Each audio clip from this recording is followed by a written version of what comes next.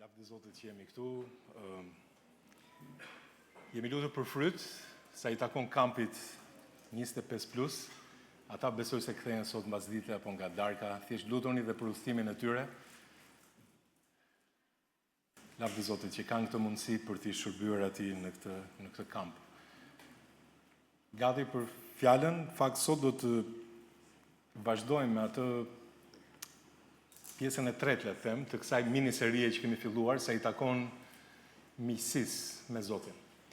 Edhe unë, me thënë drejtën, e them këtë shpesh herë, po sot e them prapë që mezi pres për atë që do të shohim së bashku, sepse është një pasazh shumë i veçantë, edhe i çuditshëm në pamje të parë, por që ka mësime shumë të vëra nga ana e Perëndisë për secilin prej nesh. Kështu që pikë së pari le të shkojmë përpara tij në lutje, edhe pastaj do të fillojmë. Ati dashur, faleminderit për këtë ditë, për këtë mundësi që kemi. Të bekojmë emrin tënd përmes fjalës, lutem o Zot që të shohësh zemrat tona sot edhe na jep sipas nevojës që kemi. Faleminderit që na konsiderove miq. O Zot, është një privilegj, edhe ne duhet ta marrim seriozisht këtë lloj miqësie dhe duhet ta dëftojmë miqësinë tonë përpara Teje, Zot. Faleminderit për këtë ditë sot, ndriço mendjet dhe zemrat tona në emrin tënd të çmuar, Zot Jezus, lutem. Amen. Sot mbërim në kulmin e kësaj serie, dakor? Kemi folur deri tani që është shumë e rëndësishme ajo çfarë Zoti na komunikon në fjalën e Tij dhe nga ky pasazh i shkrimit, konkretisht nga Zanafilla kapitulli 18, kemi parë që miku nuk e lëshon Zotin. Si i tha ai Perëndisi, tha, të lutem, Zoti im, tha, mos kalo për te shërbëtorit tënd. Ai donte miqsinë e Perëndisë. Së dyti, Zoti nuk e lëshon mikun. Apo jo, edhe folëm se si Zoti ja thot, ose le ta them kështu, miku ja thot vërtetën në sy. Ashtu siç bëri Zoti me Abrahamin, sepse ai u quajt miku i Perëndisë. Edhe në fund kur regjistroi atë që regjistroi te letra romakëve, regjistroi besimin e Abrahamit, apo jo ato lëkundjet e tij. Kjo është shumë interesante dhe kjo është sepse pas kryqit diçka ndodhi në lidhje me mëkatet. Edhe është një bekim i madh që ne mësuam në fakt gjatë studimit të fjalës Perëndisë. Dhe së treti, javën që kaloi, çfarë pam? Që Zoti ja hap zemrën mikut. Apo jo, miku ja hap zemrën mikut të tij. Edhe i tregon të fshetat, apo jo, këtu duket miqësia.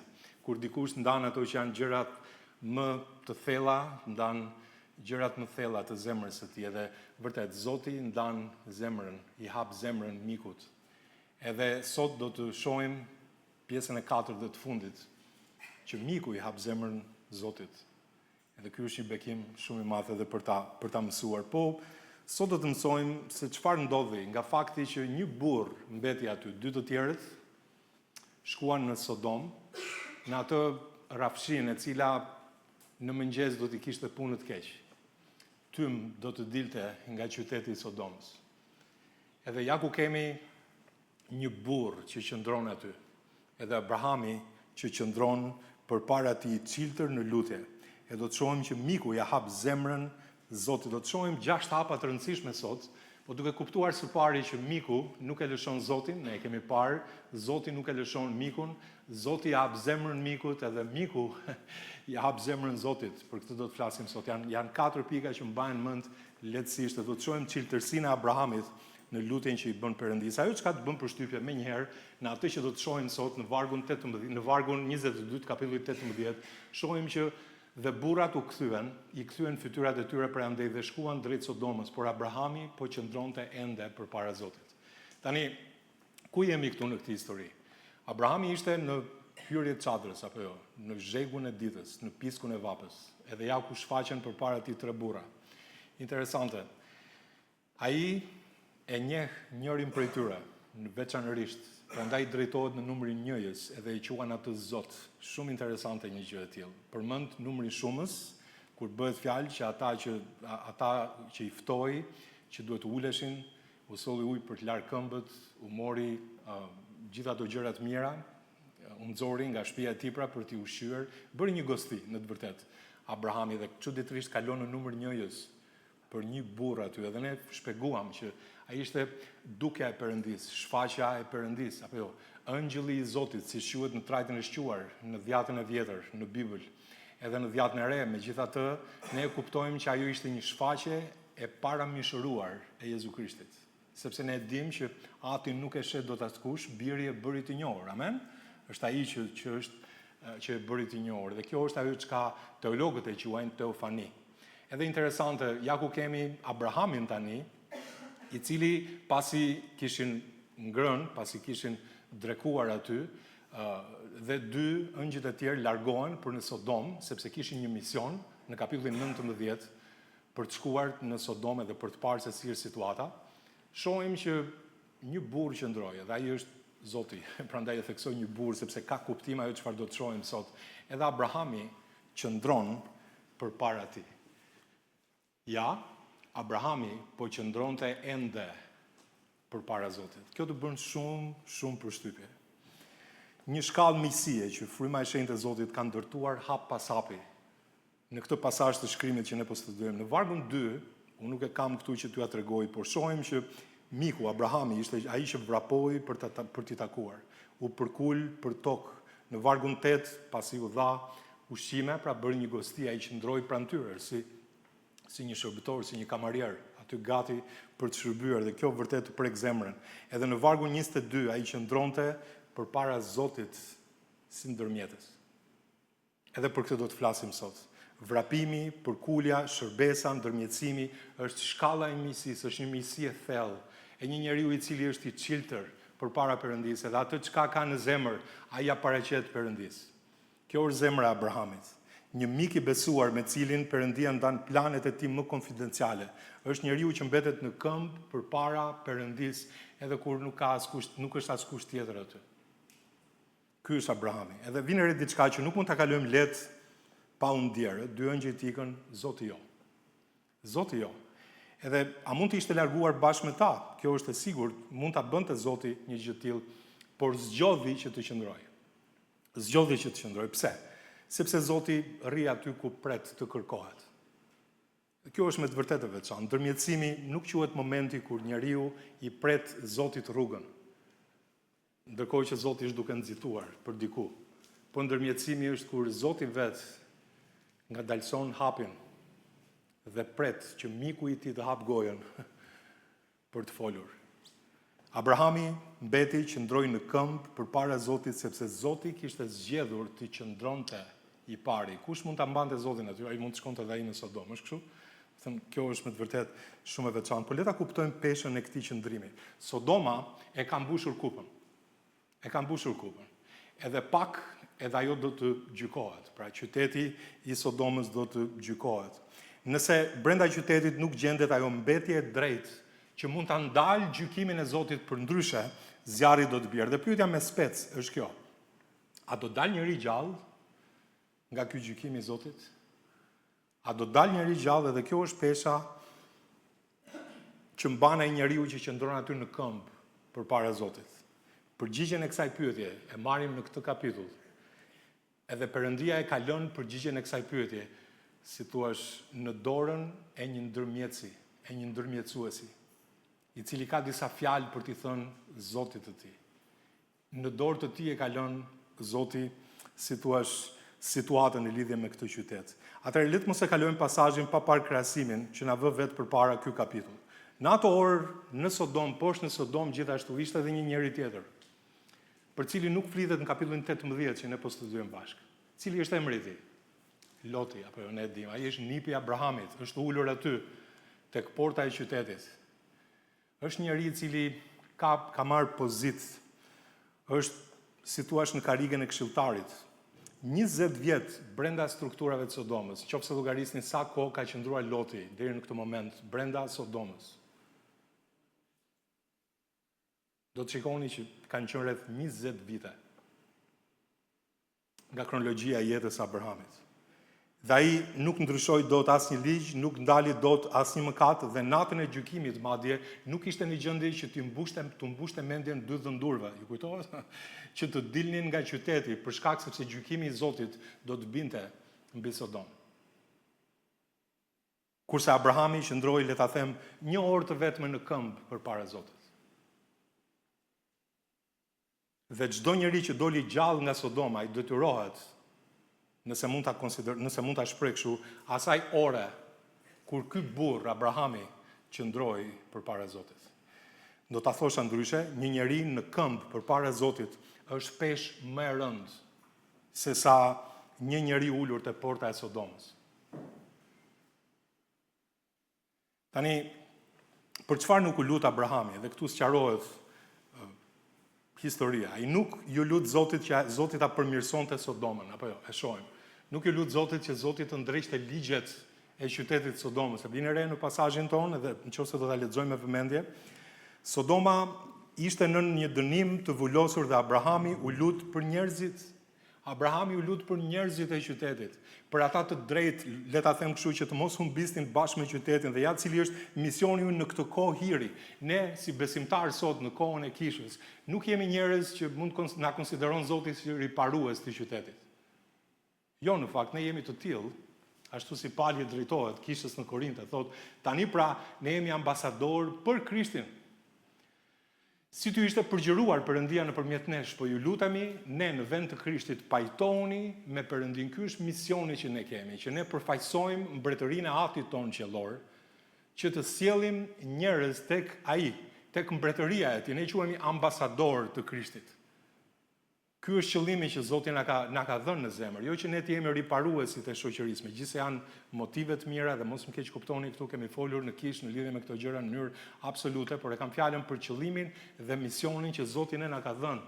Ashtu si kundër Juda thotë dhe të tjerë, shpëtojeni me frikë, duke i rrëmbyer ata nga zjarri, duke u rryer edhe petkun e njollosur prej mishit. Pra, e ka përshkrimin të saktë asaj që bëri lutja Abrahamit për Lotin. Po sa e çmon Zoti një njeri të tillë, që ndërhyn, që është ndërmjetësues. Prandaj e thash që duket sikur Zoti e la çështën e Sodomës në dorë të Abrahamit, a nuk duket çudi për ta shprehur një gjë të tillë? Por shikoni pak që Zoti vlerëson edhe çmon një njeri të tillë, sepse ai qëndron përpara Zotit. Shikoni çfarë thot Zoti për Mojsiun, te Psalmi 106 vargu 23. Prandaj ai i tha se do t'i kishte shkatruar. Nëse Mojsiu i zgjedhuri i tij nuk do të kishte qëndruar para tij në të çarën, për ta kthyer tej mërinë e tij, zemërimin e tij, që ai të mos i shkatronte ata. Është dikush i cili qëndron aty në të çarën e qytetit. Edhe ndërmjetëson. Shikoni sa i kushton Zotit kur ai nuk e gjen një njeri të tillë. Ai kërkon një njeri që qëndron në të çarën e qytetit, që të ndërmjetësoj, që të lutet, do ta shpjegoj këtë, që shikoni pak tek Ezekieli. Këtu bëhet fjalë për Jeruzalemin, shikoni me vëmendje, thotë, dhe kërkova mes tyre për një njeri, thot Zoti. Jam fjalët e Zotit. Që të rregullonte gardhin, që të qëndronte përpara meje tek e çara për truallin. Përsëri përmendet e çara, shikoni siç përmendet edhe këtu për Mojsiun. Shumë interesante kjo gjë, që të mos e shkatroj atë, por ja që nuk gjeta asnjë. Prandaj kam derdhur mbi ta ndjenjatën time, i kam konsumuar me zjarrin e mërisë time, udhën e tyre u kanë shpaguar, mbi kryet e tyre thot Zoti Perëndi.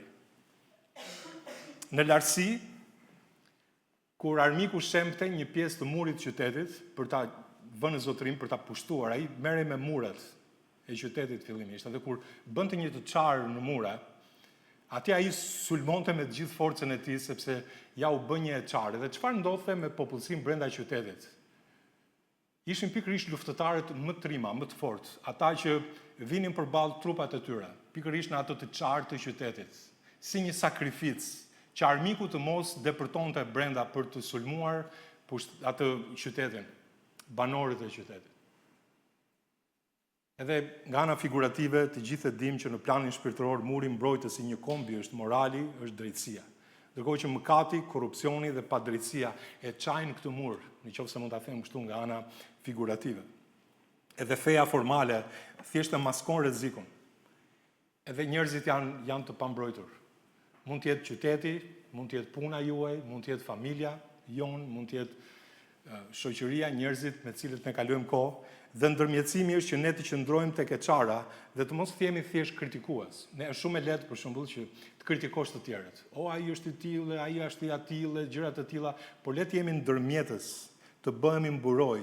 Është akti i të luturit, thellësisht për mëshirë, duke vendosur veten tonë midis fajt të njerëzve dhe gjykimit të Perëndis. Ky është ndërmjetësimi. Roli ynë sa i takon kolegëve që kemi në punë apo njerëzve që kemi në familjen tonë, cilët janë shumë të çmuar, shumë të dashur për ne.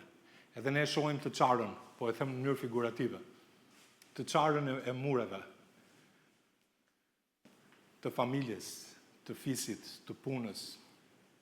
Edhe ja ku jemi aty tek e çara, edhe ai njeriu që Zoti kërkon, që të ndërhyjmë në lutje midis fajt të njerëzve dhe gjykimit të Perëndis. Kjo është me të vërtetë veçantë dhe kjo është thirrja që ne kemi sot. Ka nevojë për individ që pranojnë, që ndajnë ose që mbajnë barrën e lutjes së vërtetë mbi supet e tyre.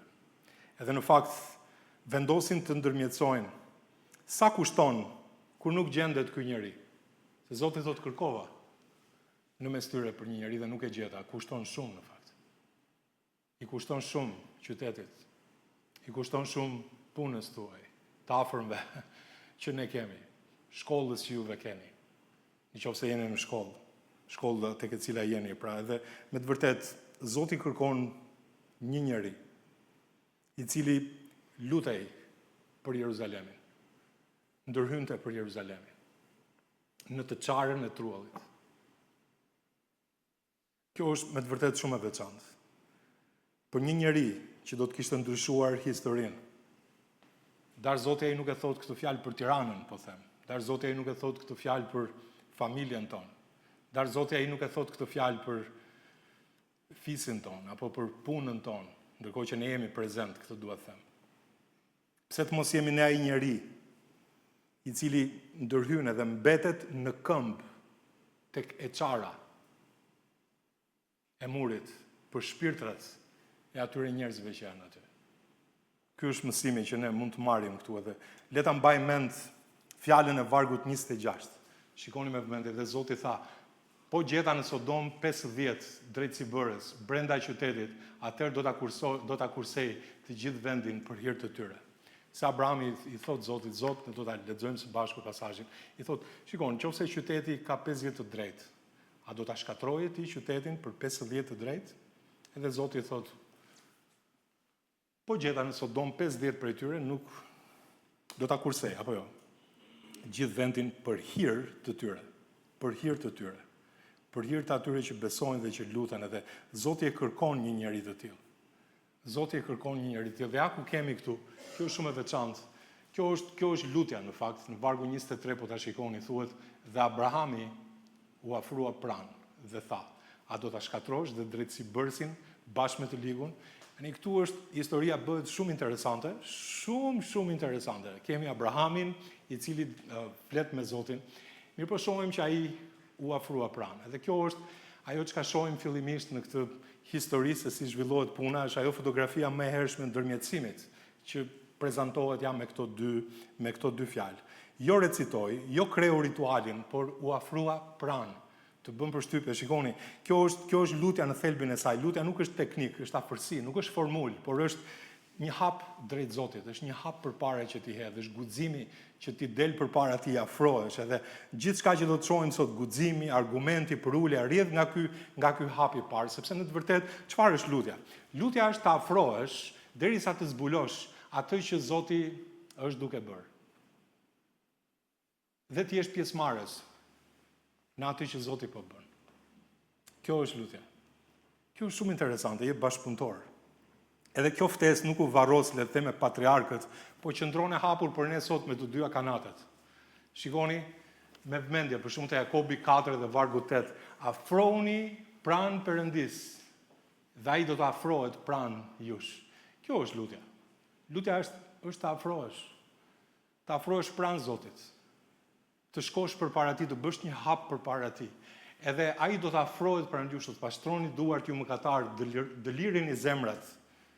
Shumë e bukur fjala.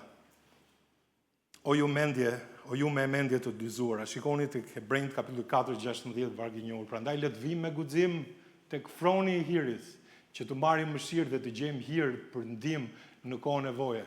I dhe hapin, shko tek froni i Zotit. Afro pranë ti. Shko tek ai. Sa prej lutjeve tona janë si fjalë të thëna nga larg, ju ka qelluar, besoj, kur bëni një telefonat, ndoshta kur bëni kave, ose le të them kave telefonata të tilla, kur ju mezi prisni thoni, po kur do ta mbyll ky? Ose kur do ta mbyll kjo telefonatën? Telefonata ka arritur në një pikë sa që duket e ftohtë edhe thua, kur do të mbaroj kjo? Edhe ato nuk janë afrimi vërtet. Abrahami nuk i foli Zotit nga dera e çadrës, por ne e pam në fjalën e Zotit, ai eci me të. Ju kujtohet? Jo vetëm eci, por qëndroi përpara ti, thuhet. Ne e lexuam në vargu 22, po jo vetëm qëndroi përpara Zotit, por çfarë thot Zoti? Çfarë thuhet këtu në Bibël? Pastaj u afrua. Ja ku e kemi, u afrua pranë. U afrua pranë. Shikoni progresionin. Edhe kjo të bën përshtypje. Kjo është lutja. Në fakt, miku nuk bërtet nga larg, miku afrohet. Një predikues i famshëm, Spurgeon, nëse mund të keni dëgjuar, ai thoshte, nuk mund ta krahasosh me asgjë kur afrohesh fare pranë Perëndis në lutje. Dhe shtonte, lum ata që ata afërsi nuk e mbajnë për vete, por e shfrytëzojnë duke u lutur për të tjerët. Sa e bukur që është. Edhe pyetja e Abrahamit është, a nuk do të bëj drejtësi gjykatësi i mbardhëut? Le ta lexojmë vargun së bashku e të shohim se çfarë po ndodh në historinë tonë. Në vargun 24, ndoshta brenda qytetit janë 50 drejtësibërës. A do ta shkatrosh, do ta kursesh vendin për të 50 drejtësibërësit që janë në të?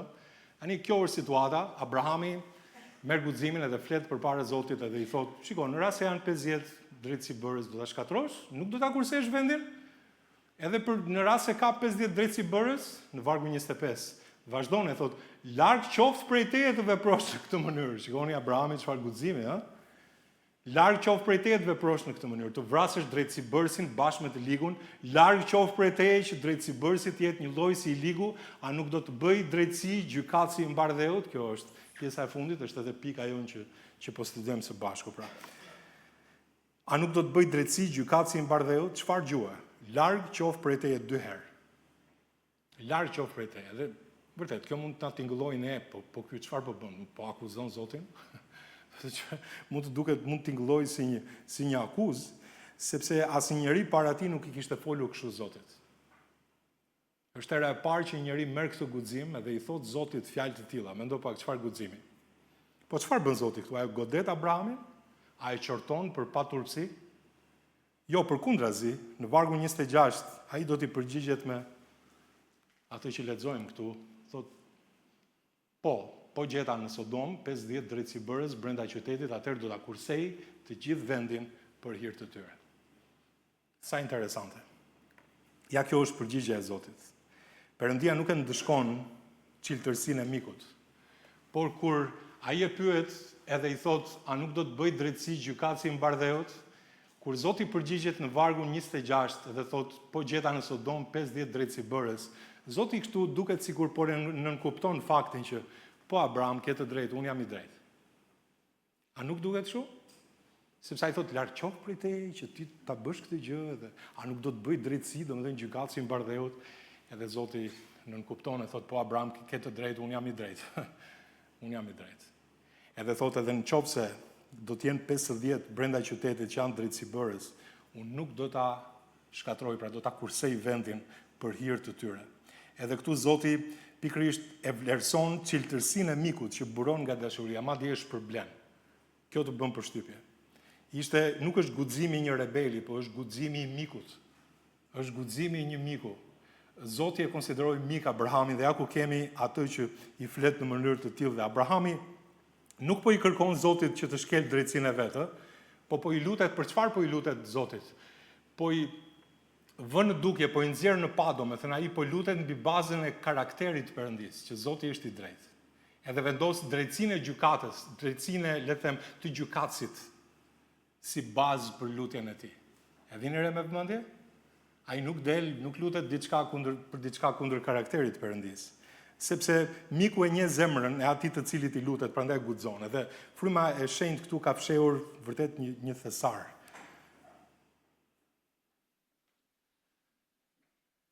Këtu përmendet fjala, vjen re me vëmendje, drejtësi bërës. Shikoni fjalën që përmend Abrahami? Po ku e kemi parë këtë fjalë më përpara ne në jetën e Abrahamit? Shikoni, këtu jemi në kapitullin 18. Prandaj vlen që ta studiojmë Biblën, se Bibla është kaq e lidhur me veten e vet, sa që vërtet u magnit. Shikoni në vargun në kapitullin. Tani u mbaroi kjo? Okej. Abrahami besoi në Zotin, thuhet, dhe Zoti ja llogariti atij këtë për drejtësi bërje. Një njeri i cili besoi Zotit, edhe Zoti ja llogariti besimin Abrahamit, Abram quhej në atë kohë, si drejtësi bërje. Ky e mori drejtësi bërjen, ose drejtësinë e Perëndis, le ta them kështu, e mori falas. Edhe një njeri që e merr falas drejtësinë e Zotit, le të them, për shkak të besimit, ai nuk mund të rritë duar kryq, po çfarë bën? Ai ndërhyn për mëshirë për të tjerët. Ndërhyn për të tjerët. Edhe kjo është e veçanta e kësaj, që me anë të besimit ai qëndron dhe lyp për të drejtët e një qyteti. Ky është ndërmjetësimi. E morë falas drejtësi bërjen e Zotit, ta llogariti për drejtësi bërje, për drejtësi. Atëherë pse duhet të rrim ne duar kryq? A mund të ndërhyjmë për të tjerët tek e çara e qytetit, e punës, e familjes, e njerëzve që kemi rreth rrotull, të atyre që ne i quajmë miq apo koleg pune apo çfarë do që të jetë, edhe të ndërhyjmë për ta në lutje midis fajit të tyre dhe gjykimit të Perëndis, të jemi ndërmjetësues, midis mëkatit të tyre dhe dënimit të Perëndis, gjykimit të Zotit, sepse Zoti është i drejtë. Ja, kjo është situata. Prandaj është e lidhur kaq shumë fjala e Perëndis. Ky e ka marrë drejtësinë dhurat edhe bëhet lypës i mëshirës për të tjerët. Ashtu edhe ne na kushtoi gjë, drejtësia, Krishti u bë për ne drejtësi. Amen? Apo si kështu? Atëherë le të lutemi për të tjerët, që ata të besojnë Zotit, edhe ata ta marrin falas drejtësinë e Perëndis. Por diçka mungon këtu në gjithë këtë lutje. Dini çfarë mungon këtu? Këtu mungon diçka. Për kë po lutet në të vërtetë Abrahami këtu? Nuk përmendet me emër. A mund ta imagjinojmë ose ta mendojmë se për kë po lutet Abrahami këtu? Kush është brenda këtij numri? Kush? Loti. Loti. Edhe me të vërtetë mua më bëri përshtypje, sepse po ta ndjekim gjithë bisedën nga fillimi në fund, emri Lotit nuk del asnjëherë nga goja e Abrahamit. Kjo është vërtet e çuditshme. Gjithçka duhet bënte Abrahami ishte ta pyeste drejt Zotin, Zot, po Loti. A do ta kushtesh Lotin? Si është puna me Lot? A do të kujdesesh për të? Por jo, ai vjen rrotull, ndoshta janë 50 drejtësi bërës, ndoshta 45, edhe fillon edhe ul avash duke shpresuar me gjithë zemër që njëri prej tyre të jetë nipi i tij. Të jetë Loti. Dar Zoti është ai, njëri prej tyre. Edhe kjo është situata që ne shohim. Pse nuk e përmendi? Sepse ndoshta ti kërkonte Zotit hapur diçka për të afërmin e tij, mund t'i dukej atij si një kërkesë egoiste, dhe egoizmi dita vesh lutjen me petk devotshmërie. E dini që është e vërtetë për ne, sa herë ne rrotullohemi ndonjëherë dhe lutemi kështu në përgjithësi, duke pasur një emër konkret në zemër. Edhe thjesht lutemi në përgjithësi, Zoti bë vullnet të yt për këtë situatë, për njerëzit e punës, edhe nuk e shprehim aty që kemi një gjë me një koleg aty në punë, për shembull, që Zoti na e njeh mirë zemrën. Edhe e ruajmë aty në zemër të fshehur.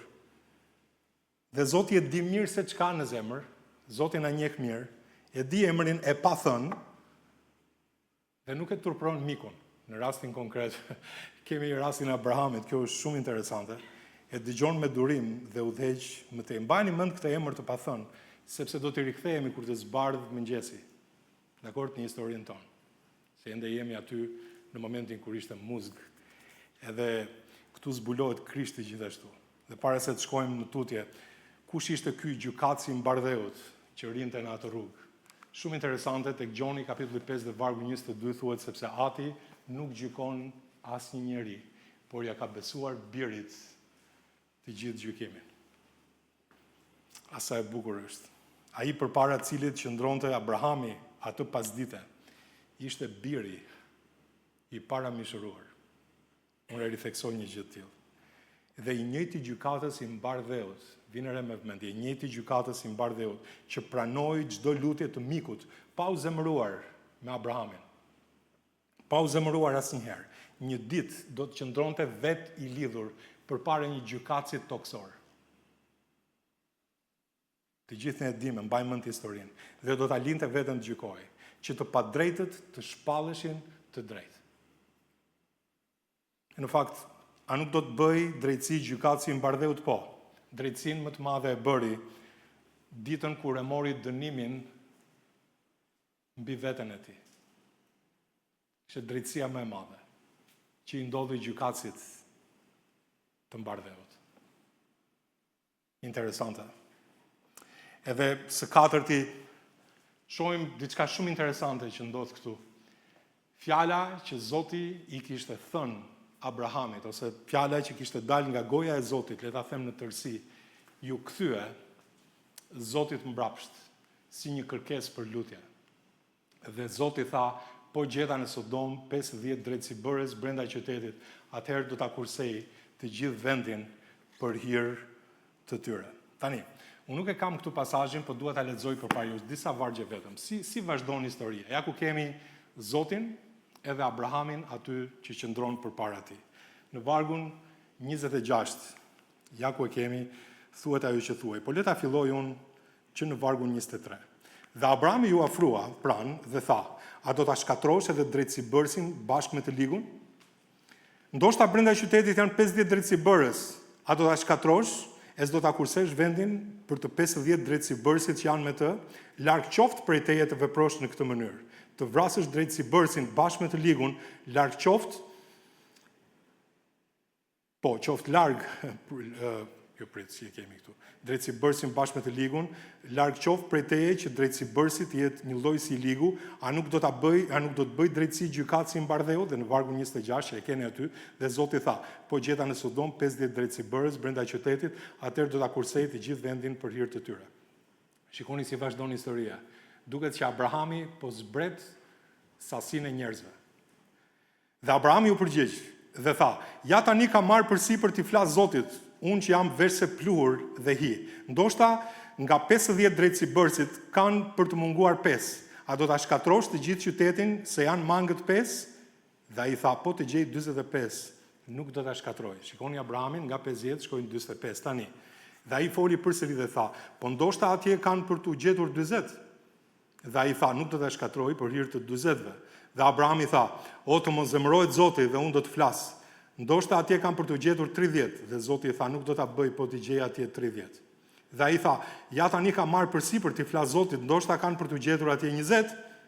Dhe ai tha, nuk do ta shkatroj për hir të 20-ve. Dhe ai tha, o të mos zemërohet Zoti dhe do të flas edhe veç këtë herë. Edhe veç këtë herë i thot tani. Ndoshta atje kanë për t'u gjetur 10, dhe ai tha, nuk do ta shkatroj për hir të 10-ve. Dhe sa mbaroi si komunikuari me Abrahamin, Zoti shkoi udhës së vet dhe Abrahami u rikthye në vendin e vet. Tani kjo është historia. Edhe shumë njerëz fakte e kanë konsideruar si një pazar. Po në fakt nuk është fare pazar, se në pazar, për shembull, nuk ndodh kështu. Ja shkoni po deshët në pazarin e Tiranës, edhe do të blini domate.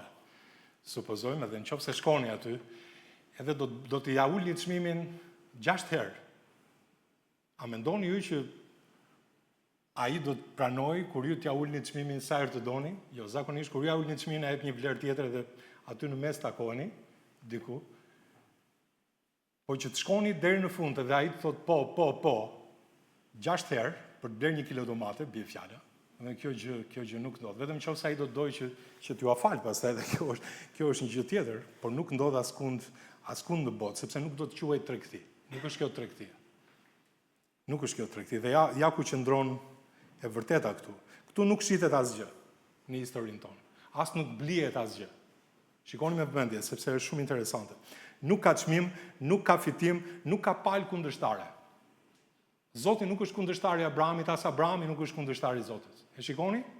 Në këtë histori, kjo është biseda e dy miqve që njëri provon me frikë dhe me dridhje, madje merr guximin të thotë Zotit, shiko, të më fal Zoti, do të thënë, po marr guximin, mos u zemëro, e kështu gjëra të tilla duke u dridhur Abrahami, edhe deri ku shkon zemra e tjetrit. Deri ku shkon zemra e Zotit. Edhe çfarë bën? Miku më i madh e lë që ta provojë deri në fund. E lejon Abrahamin. Këtu nuk po bëhet pazar, këtu po zbulohet zemra e mikut. Shumë interesante. Mua më bën përshtypje kjo histori, sepse Zoti nuk po mbrohet nga lutja e mikut të tij, por çfarë po bën? Po i jep atij dritë. Po i jep dritë shkallë pas shkallë që t'i tregoj Abrahamit se sa larg shkon mëshira e tij. Kjo është historia. Lutja nuk është ta bindim Zotin që ai të ndryshojë mendje, por është t'ia kthejmë Zotit fjalën e tij, atë që ai na ka thënë. Çfarë duhet të them? Që fjala e Zotit zbret tek ne përmes premtimeve dhe ne këto premtime të Perëndis i ngrem lart tek ai si kërkesa. Pra zbret fjala e tij përmes premtimeve edhe ne e ngjisim lart Zotit premtimet si kërkesa. Kjo është lutja. Kjo është lutja. Pra Zoti merr atë që tashmë e ka thënë. Ti e ke thënë Zot, unë po të lutem mbi atë që ti the. Duke u bazuar tek ajo gjë që ti the, unë po të lutem ty. Ky është ndërmjetësimi dhe vërtet është shumë e bukur. Mojsiu, miku tjetër i madh, ditën kur Izraeli meritonte zhdukjen për shkak të viçit të artë që ai kishte bërë, çfarë bëri Mojsiu? Ai ndërhyri. Edhe nuk u lut që e di, nuk i tha Zotit, Zot, po populli nuk është aq i keq.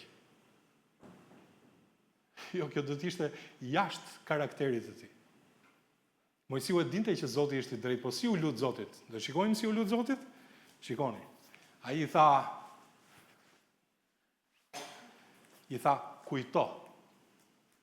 Ju betove, the. Ai kapet pas fjalës që Zoti ka thënë, është betuar. Edhe i thot, kujto Abrahamin, Isakun, Izraelin, shërbëtorët e udhëticive ju betove për veten tënde dhe u the, unë do ta shumëfishoj faren tuaj sy dhe qielli do t'jap fares tuaj të gjithë të truat për cilin kanë folur dhe ata kanë për ta trashëguar atë për jetë. Sa e bukur është. Kujto, u betove, the.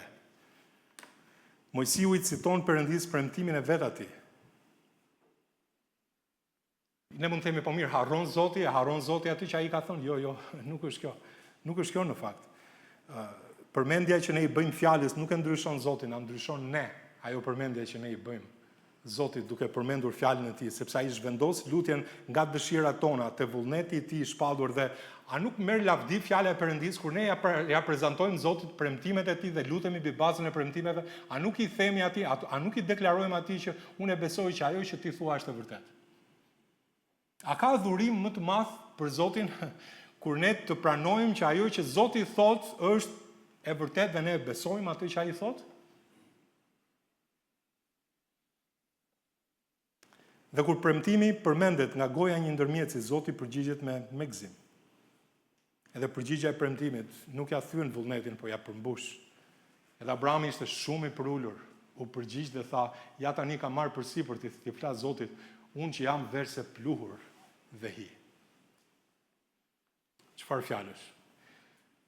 Tu kemi dhe guximin, kemi edhe përulësinë e Abrahamit. Në fakt, sa më afër fronit të Zotit të afrohesh, aq më shumë kupton se sa i vogël je. Ama aq më shumë guxim duhet kemi për të komunikuar me Zotin. Tek Zanafilla, tek pika 5 që ne po shohim, numërimi u ndal te 10. E lexojmë bashkë. Ndoshta nga 50 drejtësibërësit kanë për të munguar 5. A do ta shkatrosh të gjithë qytetin se janë mangët 5? Dhe ai tha, po të gjej atje 45, nuk do ta shkatroj. Ky nuk i tha, po sikur të jenë 45, po i tha sikur të jenë mangët 5, po ta vini re. Provonte Zotin, a di matematik Zoti apo si është puna?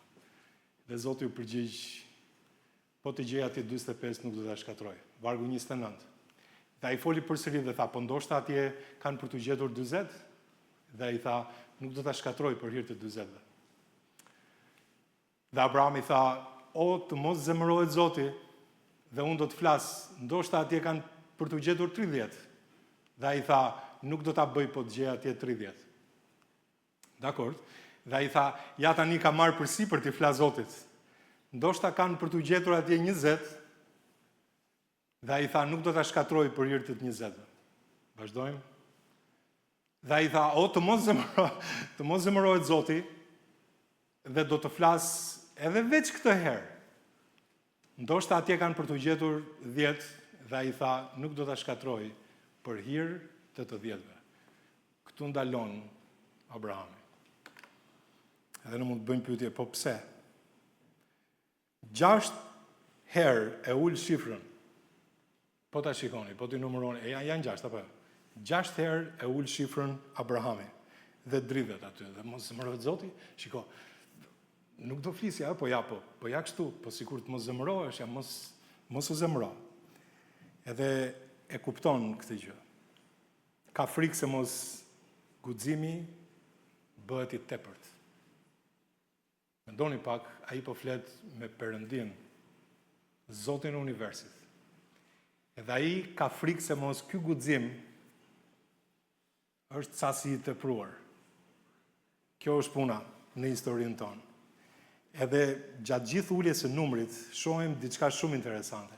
Zoti nuk zemërohet asnjëherë të vetme. Zoti nuk thot mjaft tani, asnjë ftoje në zë nuk vëmë re, vetëm po, 6, besoj. 6 herë po, edhe dera e mëshirës ri hapur. Shumë interesante. Mua më ka bërë përshtypje kjo edhe një hollësi e bukur këtu, po të vinë re me vëmendje. Në 2 hapat e para, Abrahami zbret nga 5. Shikoni. Fillon me 50 dhe pastaj heq 5. Sa mbeten 45. 45-ës I heq 5. Apo jo, dhe shkon 40. Pastaj nuk është më me nga 5. Po me nga sa është? Me nga 10. Shumë interesante. Shikoni si është, çfarë kuptimi mund të kenë këto në fjalën e Perëndisë dhe sa më shumë po dëgjonte nga Zoti, ajo I inkurajonte, si thua, që ai ta bënte hapin edhe më të madh. Të kërkonte më shumë. Kur merr mëshirë nga Zoti, çdo përgjigje e Zotit I arrit guximin lutjes tjetër. Shumë interesante. Po nga ana tjetër, Abraham ishte shumë I kujdesshëm, sepse thota mos ndoshta ky guxim është I tepruar. Edhe përse Abraham I zgjodhi që të niste numërimin nga 50-a? E keni menduar ndonjëherë këtë pyetje? Sepse unë mendoj kështu. Ndoshta Abrahami mendonte që Loti kishte 20 vjet në atë qytet. Edhe për shkak të ecjes dhe dëshmisë së tij, do të kishte ndikuar të paktën 50 njerëz në atë qytet.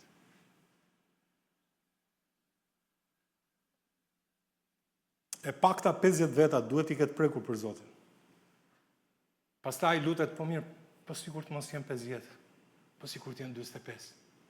Edhe fillon edhe kërkon 45, pastaj 40, po sikur të mos jenë 40, 30, 20, arrin tek 10.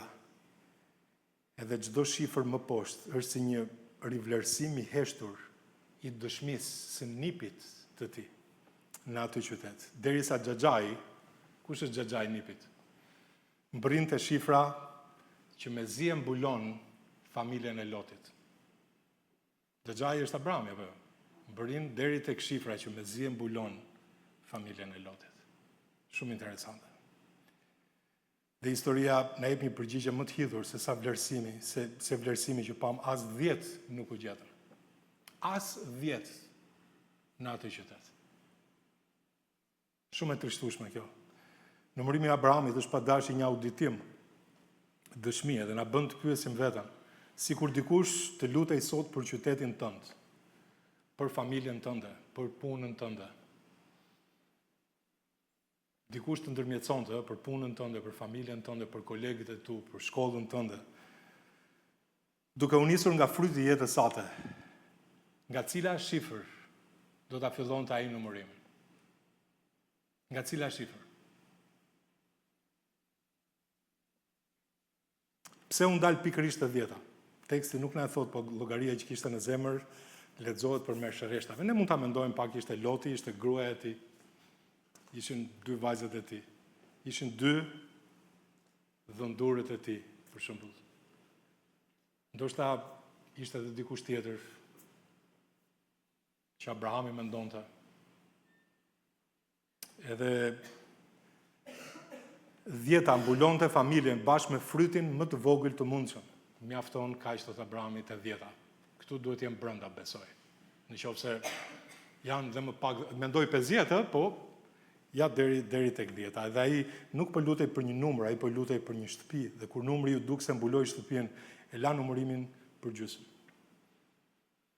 Ai që të bën përshtypje këtu sa i takon mësimit lutjes është kjo, që Abrahami pushoi si kërkuari para se Zoti të pushonte së dhëni. 6 herë Zoti tha po, të 7-ën herë nuk doli më asnjë kërkesë nga goja e Abrahamit. Nuk u lut më. Interesante. Po sikur të kishte zbritur Abrahami tek pesa, tek treshi, si do kishte reaguar Zoti? Nuk na thuhet, nuk dim se si mund të ndodhte, por dim këtë gjë që aty ku shkoi miku Abrahami me kërkesën e tij, Zoti nuk tha jo. Shumë e bukur. Mëshira e Zotit nuk i tha kurrë jo. Dyert tek të cilat nuk trokitet, mbeten dyer të mbyllura. Po të kishte kërkuar Abrahami edhe më pak, a do të ishte përgjigjur Zoti? Tani unë vras mendjen edhe mendoj, them, sa kërkesa që ne mund të kemi në mendje dhe në zemër, edhe mbeten pezull aty lart në qiell, dhe nuk marrim përgjigje. E dini pse? Sepse ne nuk vazhdojmë të lutemi. Nuk vazhdojmë të lutemi. Prandaj, Jezusi në mësimin që u dha dishepujve, kur ata po mësonin për të lutur, për të kërkuar, Jezusi u foli atyre një shëmbulltyr me qëllim që njerëzit të luten gjithnjë e të mos mpaken. Të mos mpaken. Të mos mpaken. Të luten gjithnjë, të mos ndalen te 10-ta. Po e them në mënyrë figurative. Mos ndal te 10-ta. Lutje Zotit. Edhe ku ndalet miku së fundi, do të mbaroj me këtë. Ku ndalet miku, s'ndalet hiri. Le të shohim.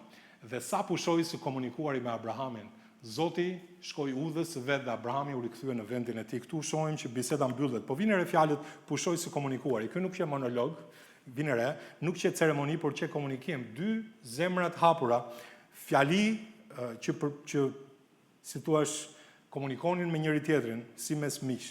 Dhe kur pushoi kërkesat, pushoi dhe dhënia, dhe Zoti shkoi udhës vet Abrahami në vendin e vet. Po atë natë Abrahamin me siguri nuk e zuri gjumi.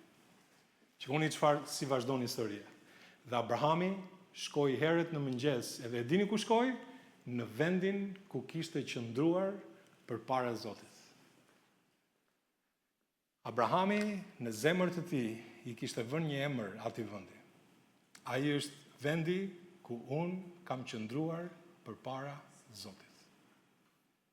Edhe ai shkoi pikërisht tek ai vend ku ai kishte qëndruar përpara Zotit. Shumë e bukur. Dhe nga i vend shet tymin, si një tym furre mbi gjithë rafshinën. 10 të drejtë nuk u gjetën. E shohim në historinë tonë. Një qytet, nga një qytet i rënë, nga gjitha i qytet, dolën, sa veta dolën? Ne e dim. Sa veta dolën nga qyteti, nga Sodoma? Sa? 4. Edhe njëri nga ata të 4, çfarë ndodhi? Ktheu kokën bazë dhe u shndrua në një statuj kripe interesante, në një shtyll kripe, le të them. Mbijetuan 3. Sodoma rapo. Pyetja është sa prej nesh kemi bërë një lutje Zotit, edhe kemi qëndruar në atë vend ku i kemi bërë lutje atij, edhe kemi parë tymin që ka dalë, edhe kemi thënë, Kjo lutja ime ishte dështake, Zoti nuk e plotësoi këtë lutje. Por Abrahami nuk dinte diçka. Abrahami nuk dinte atë gjë që fryma e shenjtë ka zgjedhur që ta zbulonte pak më vonë. Shikonin vargu 28 e Zanafilla 19.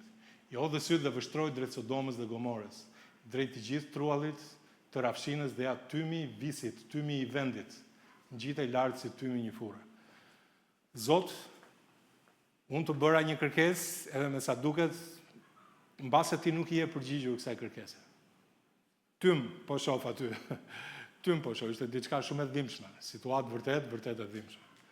Edhe në vargun 29 dhe ndodhi që kur Perëndia i shkatroi qytetet e rafshinës, Perëndia e kujtoi Abrahamin dhe nxori jashtë kë Lotin nga mesi i rroposjes, kur ai përmbysi qytetet në të cilat banonte Loti. Perëndia e kujtoi Abrahamin dhe nxori jashtë Lotin. Lexojeni edhe një ngadalë. Perëndia e kujtoi Abrahamin dhe nxori jashtë Lotin. E mbani mend atë emrin e pa thënë? Ai emri pa thënë, gjithë ajo bisedë, Abrahami nuk e përmendi një herë të vetë me Lotin. Një herë të vetë. Nuk ja zuri në gojë kur emrin nipit të vetë, por Zoti ja dëgjoi emrin që Abrahami kishte në zemër. Ata emër që zemra zguxonte t'ia thoshte gojës. Çfarë historie? Dhe me të vërtet, lutja kërkoi 10 të drejtë dhe 10 nuk u gjetën. Nuk u gjetën 10. Dhe Loti doli i gjallë nga zjarri. Tani, ku ndalet miku, nuk ndalet hiri i Zotit. Ku ndal Abrahami, nuk ndal hiri i Zotit, sepse Abrahami ndal te 10, hiri zbriti tek njëshi. Amen? Mirë, ne dim që janë dhe 2 të tjerë gjallë, por Zoti thot, Perëndia kujtoi Abrahamin dhe nxori jashtë Lotin. Do të thotë që edhe sikur një të ishte, dakor, dolën 4, 3 mbetën, sepse për shkak se njëri u ndëshkua. Edhe sikur një të ishte, hiri i Zotit është mbi atë person. E vërtet bën përshtypje. Aty ku ndalon miku, nuk ndalon hiri i Zotit. Hiri i Zotit nuk ndalon. Shumë histori prekse, me thënë drejtën. Lutjet tona ndoshta marrin përgjigje pikërisht për gjërat që zguxojmë t'ia themi Zotit. Po ja ku kemi një njeriu që doli nga zjarri me duar bosh. Kush ishte Loti? Prit, mos u nxitoni të anatemoni Lotin më njëherë. Thoni ky sa i keq kështu, mos u nxito. Prisni pak. Se Zoti jo pa qëllime shpëtoi atë njeri. Se ne nxitohemi ndonjëherë dhe paragjykojmë gjërat edhe njerëzit. Te letra 2 të Pjetrit thotë dhe çliroi të drejtin Lot, i roptuar nga të jetuarit e ndyrë të ligjve. Sepse ati njeriu të drejt, duke banuar mes tyre, duke parë dëgjuar, nga dita në ditë ju roptua shpirti i drejt prej veprimeve të tyre të palishme. Loti roptoi nga dita në ditë shpirti i tij. I drejt në qiell, po them, i roptuar në Sodom. Ai rinte ulur te porta e qytetit, te vendi i pleqve, i këshilltarëve, i njerëzve me peshë, kishte arritur gjithçka që ofronte Sodoma, pozit, respekt, karrige tek porta, aty tek porta e qytetit, këta ishin gjyqtarët, dhe kur erdhën ëngjit, dinte t'i priste. U çua, i ftoi, u poqi buk, e kishte mësuar të sjellurit ose sjelljen e Abrahamit. Po ta shikonin në kapitullin 19, vargjet e para, ai bën çmos që ata të vinë në shtëpinë e tij, u bën gosti, u bën gosti, si puna e Abrahamit, që veproi me 3 burrat që u shfaqën. Kjo është shumë interesante. Ai e kishte mësuar sjelljen e Abrahamit deri në detaje, sjelljet po altarin ama jo. Abrahami kishte altar. Ne e dim historinë. Loti nuk kishte altar ndaj Zotit. Ky është ndryshimi. Te Zanafilla 13:12 thuhet Abrahami banoi në trullën e Kananit, kurse Loti banoi në qytetet e rafshinës dhe nguli çadrën e vet drejt Sodomës. Zemra ndoqi çadrën. Për këtë bën fjalë, si thua, fjala e Zotit, për këtë flet kur bën fjalë për Lotin, flet për çadrën e tij. Flet për çadrën e tij. Edhe ja çfarë ndodhi. Kur erdhi çasti që jeta e tij të ruhej, edhe jeta e njerëzve të familjes tij të ruhej, ai shkon dhe u foli dhëndurve, sepse dy angjëjt i thanë që dëgjoj, dil thanë se ne do ta shkatrojmë këtë qytet. I thanë Lotit. Edhe Loti thotë, me siguri Zoti do ta bëjë një gjë të tillë, edhe çfarë të bën Loti? Loti tha, të paktën të shpëtoj njerëzit që kam afër familjes. Edhe thotë, dhe Loti doli dhe u foli dhëndurve të tij që ishin martuar me bijat e veta dhe u tha, çoni, dilni jashtë nga ky vend se Zoti do ta shkatrojë këtë qytet. Por ai u duk dhëndurve të tij si një që tallej. Si një që tallej. 20 vjet në Sodom dhe kur foli për gjykimin e Zotit, të vetët qeshën. A nuk është interesante? Ndoshta nuk e njihnin ndryshe Lotin. Ndoshta ai nuk fliste. I mbante gjërat për vete brenda zemrës së tij. Ndoshta dëshmia e tij nuk ishte më e mira e mundshme, që do tregonte të tjerë që dgjoj, disi është puna, ne duhet i besojmë Zotit. Edhe Loti nuk duke se bënte ndonjë gjë në lidhje me këtë. Sikur 20 vjet në Sodom të kishte fituar për Zotin qoftë edhe ca njerëz, mbase Sodoma do ta kishte parë agimin. Agimin e ditës së re. Ndoshta. Dhe qyteti nuk rase mëkati i tij që tepër i madh për mëshirën e Zotit, por rase dëshmia brenda qytetit që tepër e vogël për numrin. Shumë interesante. Sa qytete rrëzohen, jo nga pesha e mëkatit të tyre, por nga heshtja e besimtarëve të tyre.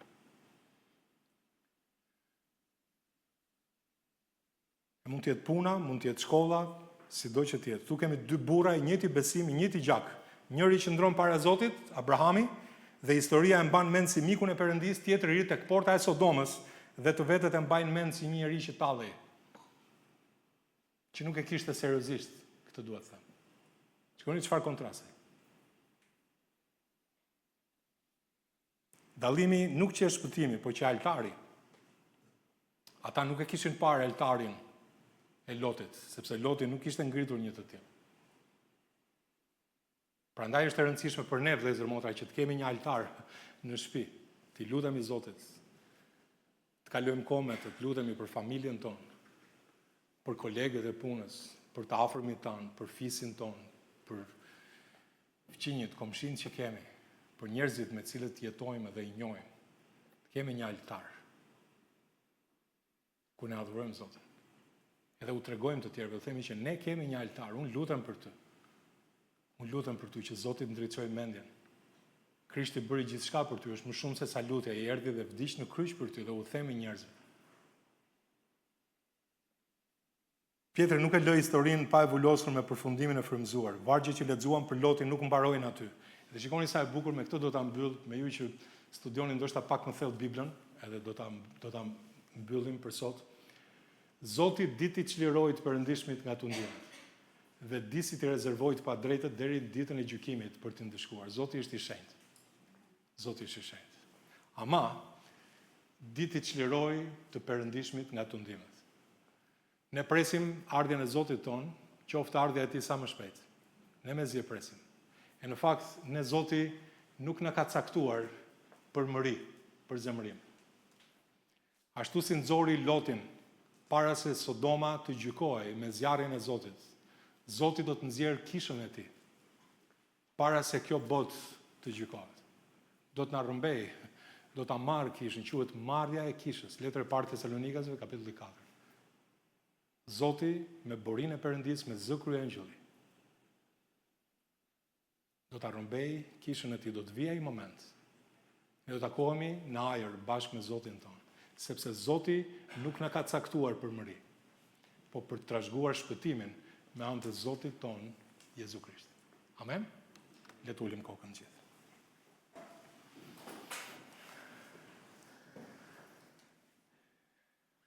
Zoti jap zemrën mikut, miku jap zemrën Zotit. Në fakt ashtu është, miku nuk e lëshon Zotin dhe Zoti nuk e lëshon mikun. Dy duar që mbahen, dy zemra që hapen. dy duar që mbajnë njëra tjetrën. Zoti nuk na lëshon, ne nuk e lëshojmë. Po nga ana tjetër ne hapim zemrën, Zoti hap zemrën, dy zemra që hapen. Kjo është miqësia me Zotin. Dy duar që mbahen, dy zemra që hapen. Kjo është miqësia e vërtet. Kjo është miqësia e vërtet. Zoti e bëri numërimin e tij, jo mbi Sodomën, po mbi mbar dhe unë. Jo për 10 të drejtë, po qoftë edhe për 1. Nuk ka asnjë të drejtë, as edhe 1 thuhet në fjalën e Zotit. E çara mbeti e hapur për shekuj me radhë derisa profeti Isaia pas e ç'bëri Zoti. Ai pas e nuk kishte njeri dhe u çudit që nuk kishte ndërmjetës, prandaj krahu i tij solli shpëtim. Drejtësia e tij e mbështeti atë. Zoti e mbushi vetë të çarën që njeriu nuk e mbushte dot. Edhe 10 të drejtë për të kursyer një qytet. Abrahami kërkoi 10 të drejtë. Zoti tha 1 të drejtë për të shpëtuar një botë. 1 të drejtë. Edhe ai i drejtë është Jezu Krishti. Sepse dhe Krishti ka vuajtur një herë për mëkatet i drejti për të padrejtët, që të mund të sillte te Perëndia duke dënuar me vdekje në mish, por i ngjallur nga fryma. I drejti për të padrejtët. Zoti ynë nuk u ndal askund, as në Gjetsemani, as para Pilatit, as te gozhdët. Zbriti deri në fund të shkallës, aty ku çmimi nuk qe më një numër të drejtësh, po gjaku i tij. Gjaku i tij u derdh. Edhe ai jeton për jetë, për të ndërmjetësuar për ne. A mund të ndërmjetësojmë ne sot për ata njerëz që Zoti na ka vënë pranë? A mund të rrim në atë të çarën e qytetit, të familjes, të punës, të shkollës, të kolegëve, edhe t'i lutemi Zotit dhe themi Zot, ata njerëz kanë nevojë për faljen tënde. Kanë nevojë për çlirimin tënd. A mund të lutesh ti sot për ata njerëz që ke rreth rrotull? Përmendi me emra përpara Zotit. Lutu atij. Ndërmjetëso midis gjykimit të Zotit dhe fajit të atyre njerëzve, mëkatit të atyre njerëzve. A mundesh? Ki guxim, edhe dil përpara fronit të Perëndisë me përulësi. Dhe thuaj ti Zot, unë vërtet nuk jam asgjë, jam veç se pluhur, por të lutem. Fakti që ti më dhe drejtësinë falas, unë nuk mund të rrit duar kryq. Po unë lutem për mëshirë, Zot, që njerëzit e tjerë të besojnë dhe ta marrin drejtësinë tënde falas. Edhe cilët janë ata? A mund t'ja përmendesh Zotit? Le të kalojmë pak kohë në heshtje dhe le të lutemi për të tjerët. Së pari për veten tonë që të jemi në gjendje që Zoti na përdor. Le të kalojmë pak kohë në heshtje.